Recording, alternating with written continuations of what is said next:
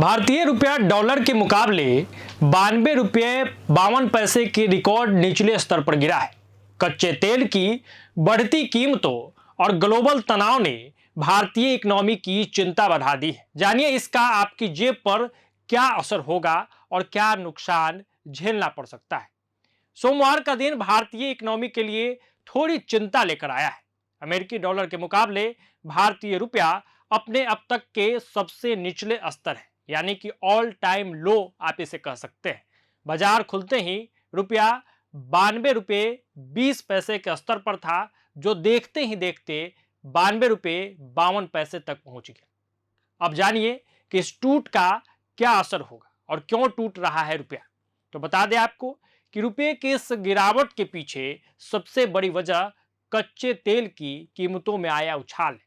सोमवार को कच्चे तेल के दाम करीब 25% बढ़कर $116 प्रति बैरल तक पहुंच गया है। भारत अपनी जरूरत का ज्यादातर तेल बाहर से ही खरीदता है, जिसके लिए उसे डॉलर में पेमेंट करना पड़ता है।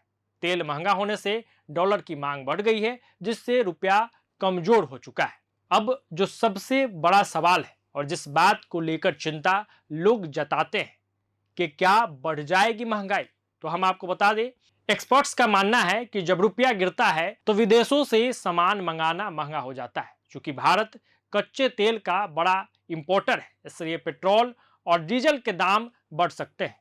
अगर ट्रांसपोर्टेशन महंगा हुआ तो फल, सब्जी और अन्य जरूरी सामानों की कीमतों पर भी इसका सीधा असर पड़ सकता है। मिडिल ईस्ट में बढ़ते तनाव ने भी निवेशकों को डरा दिया है, जिससे वे सुरक्षित निवेश के लिए डॉलर की ओर भाग रहा है। अब एक और सवाल है कि इन सिचुएशंस के बाद आरबीआई क्या कदम उठा सकता है। तो हम आपको बता दें, अब सबकी नजरें रिजर्व बैंक ऑफ इंडिया पर टिकी है। विशेषज्ञ का कहना है कि अगर रुपये में गिरावट इसी तरह जारी रही तो आरबीआई दखल दे सकता है। आरबीआई अपने डॉलर भंडार का इस्तेमाल करके बाजार में उतार चढ़ाव को कम करने की कोशिश करेगा। फिलहाल बाजार के जानकारों का मानना है कि जब तक ग्लोबल हालात और सप्लाई चेन ठीक नहीं होती, तब तक रुपये पर यह दबाव बना रह सकता है। तो विश्व में जो अभी स्थिति है, युद्ध का जो हालात है, इसको देखते हुए इन सब चीजों को झेलना पड़ रहा है। अब आगे क्या कुछ अपडेट आता है, क्या रुपया की स्थिति जो निचली स्तर पर गई है उसमें क्या कुछ सुधार आता है, या इसी तरह का दबाव अभी मार्केट पर बना रहता है, इस पे हमारी भी नजर बनी रहेगी। और जैसे ही कोई अपडेट निकल के सामने आएगा हम आपसे रूबरू जरूर कराएंगे। जुड़े रहिए प्रभात खबर के साथ। प्रभातखबर.com, विश्वास वही, रफ्तार नहीं।